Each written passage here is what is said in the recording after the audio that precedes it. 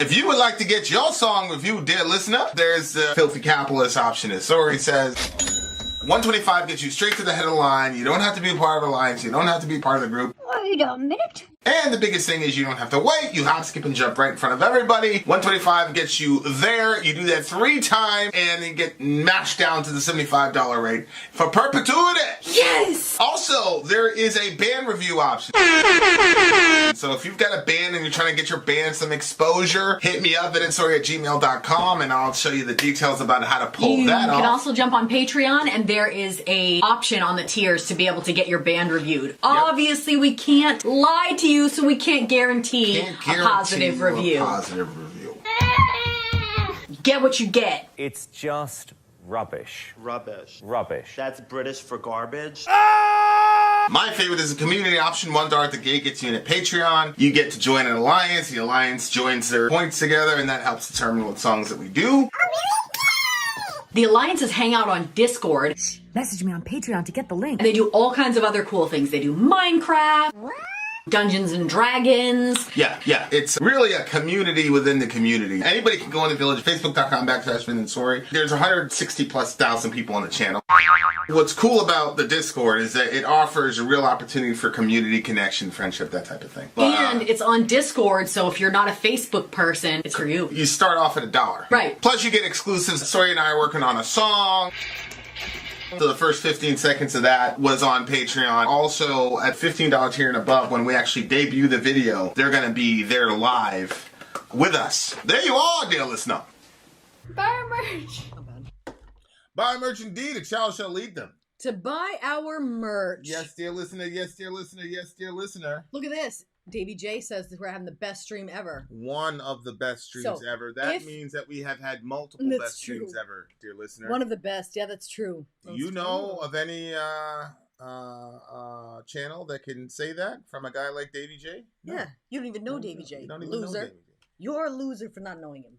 Okay. We are in 1972. We're going back in the DeLorean to 1972. The DeLorean, oh my Is that God. wrong? Did I say it wrong? What is it? It's the what? What is it? You completely butchered that What is cultural it? moment. Holy shit. What is that? It's a DeLorean. DeLorean, not a DeLorean. That's close enough. We literally have a child named Dorian. I said DeLorean. You call it a DeLorean. Oh my God. Just It's a DeLorean? DeLorean. That's the name of the just go. Okay. We're going to go back in the DeLorean to 1972. And we've got Alice Cooper up next with Elected. This single was released by Warner Brothers Records and is the first single off their album Billion Dollar Babies. It was released in September of 1972, which makes it perfect timing to be played on the radio during the 1972 presidential election between Nixon and McGovern. Alice Cooper seems to be making a case for getting elected into office, but sadly he wasn't on the ballot this year or any year. I'm still waiting for my chance to vote Alice Cooper into office. There is still a chance, America. Well, you know what? The last time that we voted, there was like one spot that neither one of us wanted to vote the person in, so we both wrote somebody in. Yeah. I'll use that opportunity the next time to write in Alice Cooper. Did I write Bernie in? Who did I write in? I wrote my dad. Who did you write? No, Farrakhan.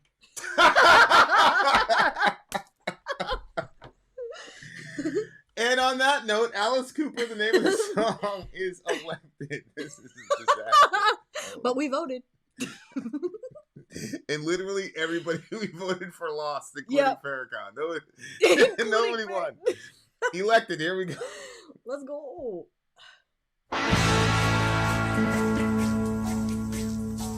This song will tell me how to win the campaign. Look at this.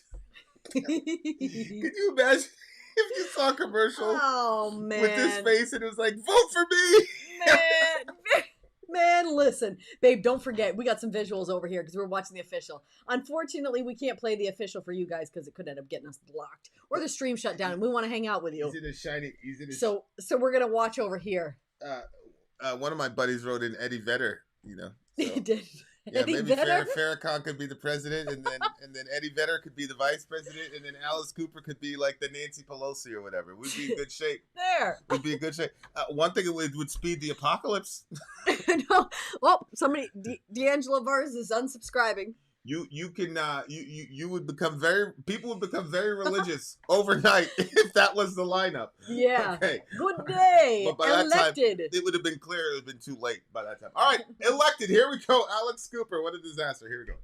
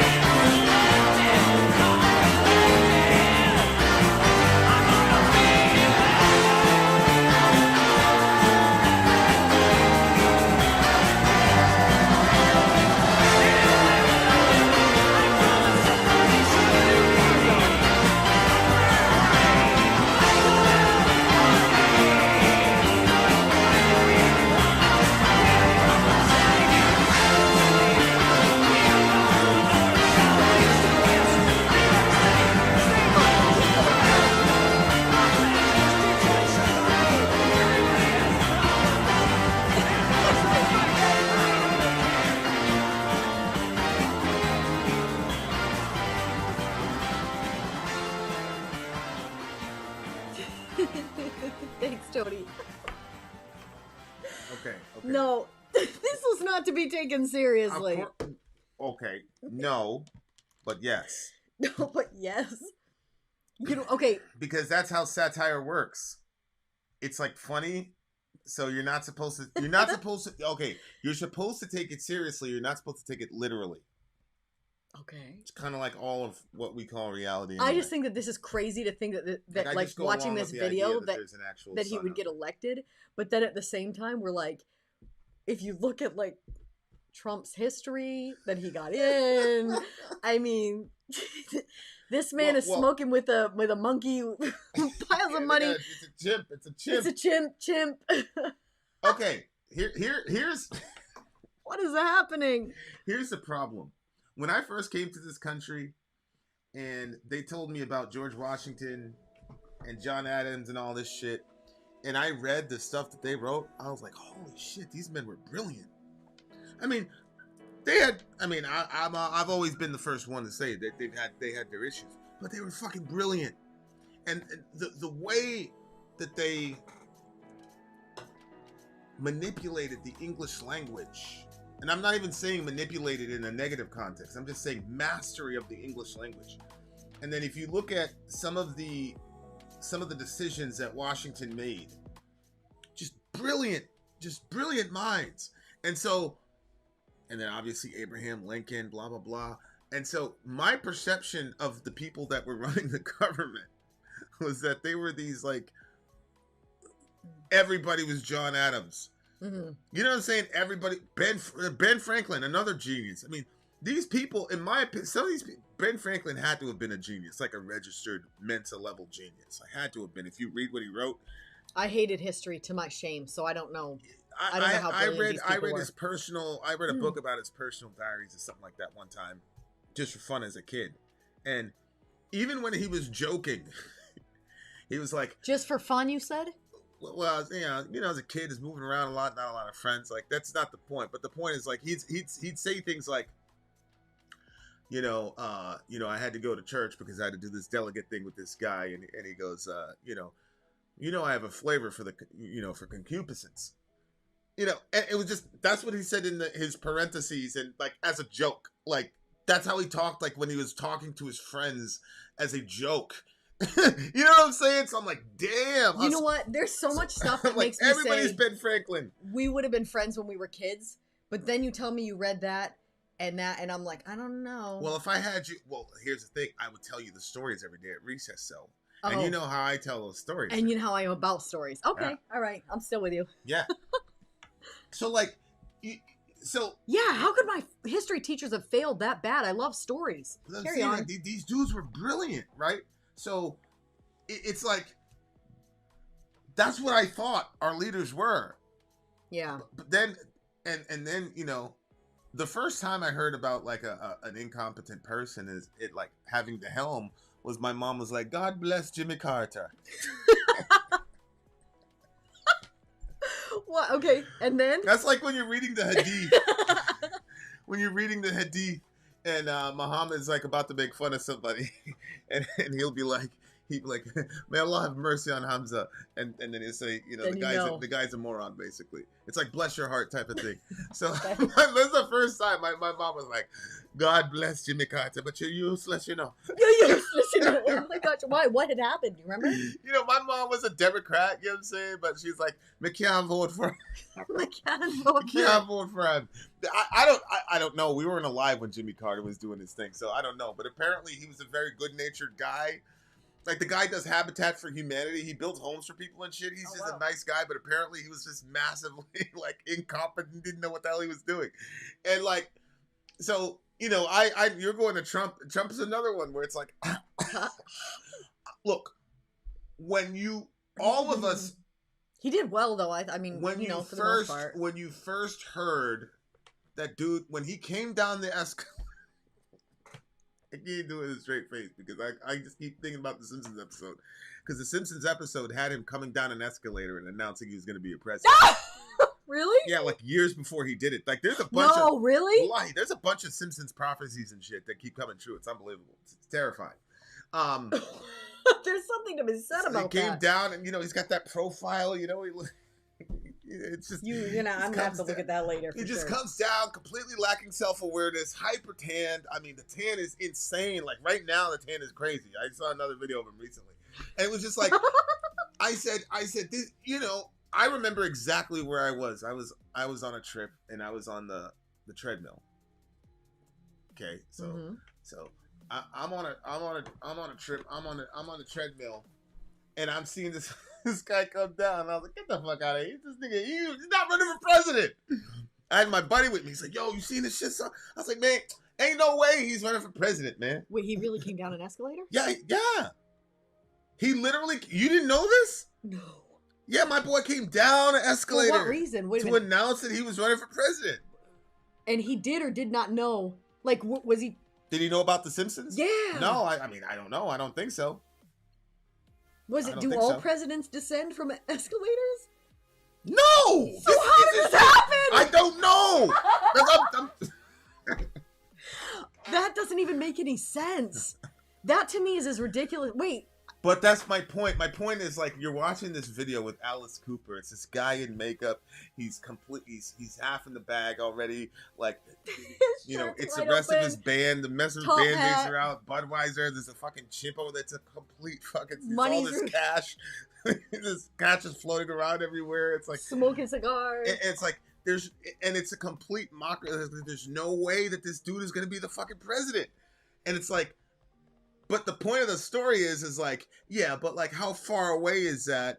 Like, do you really? And here's a crazy thing about when our leaders are competent and they're not dumb, they're sociopaths. Obama. To me, Obama is the most. So many people. Obama is the most brilliant political figure of my lifetime. Unbelievable political power. Amazing political power. Savvy, we may intelligent. still be seeing the influences of it now. 100% we are. Biden would not be there were it not for Obama. That's just a fact. It's a fact. So, like, just a brilliant operator. Like, the way that he handled the 2020 situation. He came out and said, I'm not going to let Bernie win. Which is unbelievable. At the time, a person might say that's a miscalculation, and then he walked that shit right down. He did exactly what he said he was not going to allow to happen, because it was fascinating because he would not immediately endorse Joe Biden.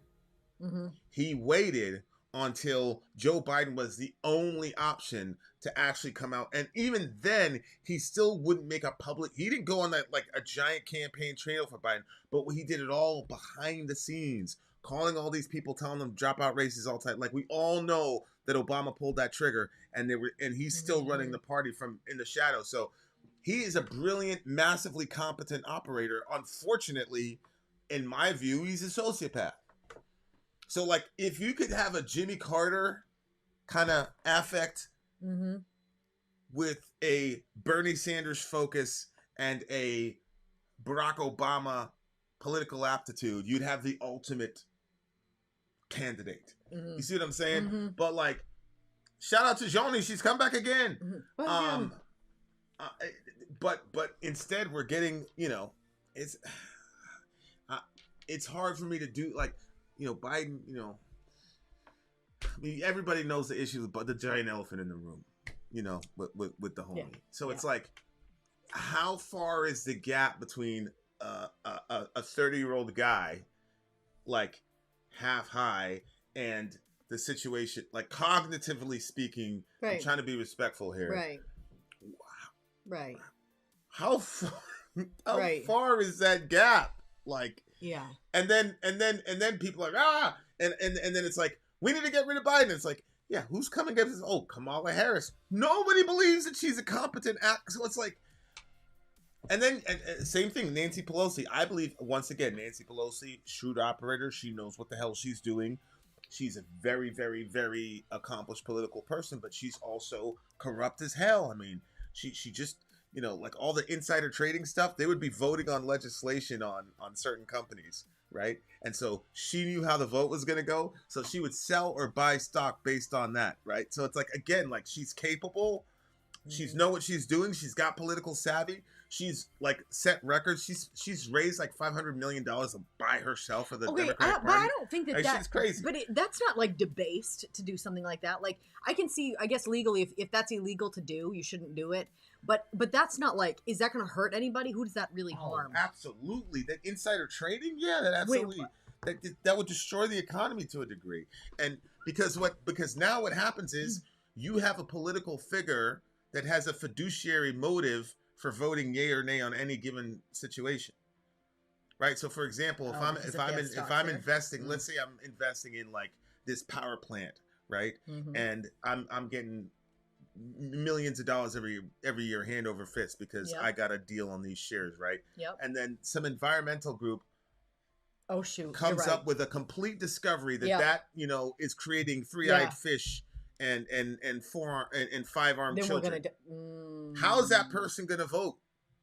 Because now I gotta there's a direct line of fiduciary interest between my vote and so like there's just a lot of. Yep, I didn't think of that. See what I'm saying? Yeah, that would be a problem. Yeah, I can definitely see how that would be. Well, that could hurt a lot of people then. Right, or the same. The Republicans look. 9/11 happened, and Halliburton was contracting with the military and all this other stuff, and like Yeah, but what can you say? You can't trade the you can't day- do stocks then. yeah, I would make that completely illegal. If you're going to be a public servant, you're a You can't public do servant, and for as long as you're doing that, you're out. And you cannot buy stocks when you're a civilian for anything that you voted on when you were a public servant. That's what the lie would be. Yeah, I just That's think the that, law I would make. I just think that law, like, you could just have your friend do it. Hey, I'll tell you, and you buy it. Give me the, you know what I mean? Yeah, but like, that law can be. You can do that for any form of insider trading. What I'm saying is, you can't make it so that these people can just comfortably do this. Right. You can't just comfortably be a corrupt politician. I would say if you're a true public servant, great. We love you for that. There's a reason we're giving you a stipend. No investing. Right, yeah. That's the sacrifice that you make. Yeah. And then you know what? When you leave public office, then you go out and make your own private whatever. That's great. And your husband either. He can't do anything either.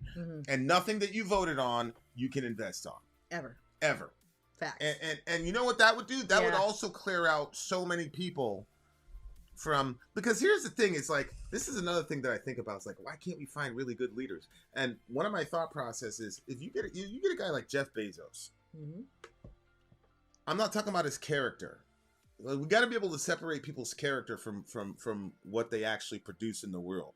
Okay. And the other thing is, I don't really know much about this guy's character. What I do know about Jeff Bezos though is he's incredibly competent. When he launched Amazon, the internet was kind of new to the general public, and everybody had their own little internet business. But he did something. He had an idea, and he had a vision. 100%. And then he continued. So it's like, but think about it. Why would a guy think about if a guy applied that kind of mind to the problems in America? Because Amazon is something that we have never seen before. Right. Like in the global reach and the ways that they've been able, but my point is, the reason we can't get massively competent leaders is because they would much rather be billionaires. See what I'm saying? I would much rather be a billionaire than deal with all the bullshit in politics, people going in my personal life, all types of crazy. Why would I do that? But if you had a context where a guy like Jeff Bezos was incentivized to go into public office and then apply that genius, if I put Bezos, Bernie, Trump, I would say Trump. I know some of you, Elon, the Facebook guys, the Twitter guys, all these people that are demonized now because big tech, blah, blah, blah. And I think a lot of them are demons. But my point is, if you put all those people in the room and said, solve American healthcare, do not come out of this room for 6 months until you solve American, they would be able to come up with something none of us had ever seen before. Yeah. Think about it. Yeah. Think about that brain trust. Like, they would be able to come up with something that would completely revolutionize everything, because that's what they did. The big tech guys, it was a couple of them, changed the world, literally. Changed the world. Steve Jobs changed the world. You talk about thinking outside of the box, solving problems. These guys were solving problems we didn't know we had. Did you know that your phone not having a flashlight was a problem? Like, so if you were able to get people like that all in one room and forget about the politics, that's what I'm saying. Like, people don't like Bezos. They don't like the big, if you're a right winger, you don't like the big tech guys. You don't want to give Mark Zuckerberg any credit. You don't want to give the Twitter people any credit. Oh, they're just dumb. Oh, they just happen to come into something that's world changing. Okay. I'm sorry. Those people are much smarter than all of us. Sorry. But putting those people in a room, they could come up with something that would be unbelievably amazing. But there's no incentive to do that, because politics is such a brutal sport, right? And there's no way you can win in that game. Like, they always show like how much the presidents age over time or whatever. Yeah, because you can't. Yeah, if people are not going to be motivated by, like, if let's say you look at human beings as like this is the most important thing on the planet is human beings and their survival and their love for each other. Like let's say that's the thing. Then we're gonna want to eliminate anything that would starvation, cancer, all these different things. And so but that, you're right, that's not the goal, because we're not thinking as a collective. We're not thinking about like our society. Isn't there like a saying or something that basically says like a society is only as good as their basically like their poorest How members. they treat their weakest members. Their weakest members. Yeah. So and the fact, that would be so great if that was revamped and it was looked at like that. Like what ideas can we come up with in 2023 that's going to help the most amount of people with the least amount of impact on all of us? Because there are ways, like sometimes just thinking of, maybe there's a road that goes around like this, like creating a road that goes straight across, like how much simpler that would be for people. You know what I mean? Like just different things like that. Like so many basic things. And even if you had, like, I don't know, that, man, schools, like if schools, how they have like spelling bees and then they all compete. If you did something like that, but it was like world domination, not world domination as in stomping over, world transformation ideas that came from schools, and then all the best ideas, like it funnels down until you get some of the greatest ideas that kids come up with, because kids give different perspectives than adults, because we've lost things. Like I went to Walmart today and it was snowing here in Maine. I might get a little bit emotional. We were leaving Walmart and I was with Selah, and she was like, Mom, she's like, if you watch the snow falling like this, you'll see how slow it's really going. And so I glanced up at the sky and I saw all these snowflakes just like falling down. And I remember I was like sucked back to being like a kid watching the snowflakes and remembering putting on my snowsuit and laying in the snowbank and feeling the cool, but feeling the protection of my snowsuit and loving that protection feeling, and just watching the snow just like fall and how therapeutic that was.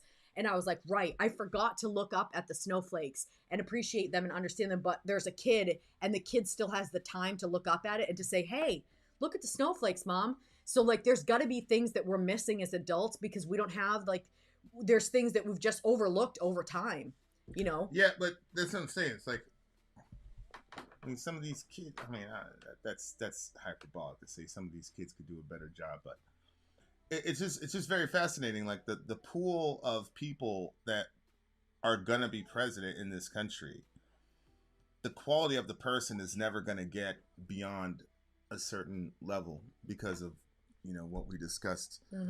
Because at the end of the day, yes, it is a giant power grab, but you don't have the power forever. Whereas Bill Gates has the power forever. Yeah. He's an unelected, powerful person who's a lot more powerful than Jimmy Carter. Yep.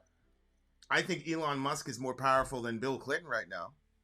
You see what I'm saying? Yep. And so it's like, my point in saying that is to say, I used to see memes where people would say, Donald Trump is a hero because he's a president. He's only getting, $400,000 a year and he could be making X, whatever. Mm-hmm. There's some truth to that. Mm-hmm. There is some truth to that.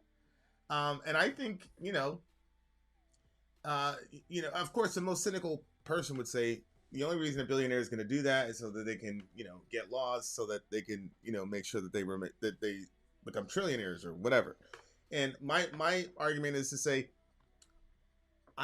no, because all you do is buy the politicians. Why go through the trouble of being a politician? Trump was buying politicians the entire time. So there's got to be an ideology in highly competent people. But it's like, if you have a world-changing idea and it's going to make you a billionaire, and in probably 10 years we're going to start talking about trillionaires now. Like, why would you put that down so that you can work for a country that's going to hate? Half the country's going to hate you regardless. Like, you realize that the person could be fucking right. Why would you do that? Gandhi, Gandhi, and they will hate you just because you have to choose what party you're going to run in. You know what I'm saying? Yeah. And even if you say you're an independent, if you say something that sounds too right, then 50% of the country is going to hate you. If you say something too left, 50% of the country is going to hate you.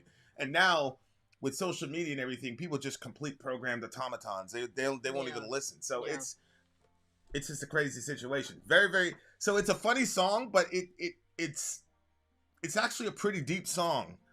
if you look at what he's saying lyrically and what they're doing, you'll see. Well, it's also funny though the way he does it. Like, I'm your top prime cut of meat. I'm your choice. That part, like, then if you go down a little bit further, he says, "I never lied to you. I've always been cool. I want to be elected." Yeah. That's what I'm saying. It's just like ridiculous, stupid. You know what I'm saying? But at the same time, I think he's actually a very serious dude, and he was. He saying says that if I'm elected, I promise the formation of a new party, a third party, the Wild Party. I know we have problems. We got problems right here in Central City. We have problems on the north. So, see, yeah, I think everybody has problems, and personally, I don't care. That's how he ends the song. Yeah, that's how he so ends elect the me song. as your president, folks. Strong, solid 9. Yee, boy, I'm gonna go with an 8.7. 8.8. Shout out to the homie. We shall return. We have more music goodness for you. Vin out. Sorry out. Call.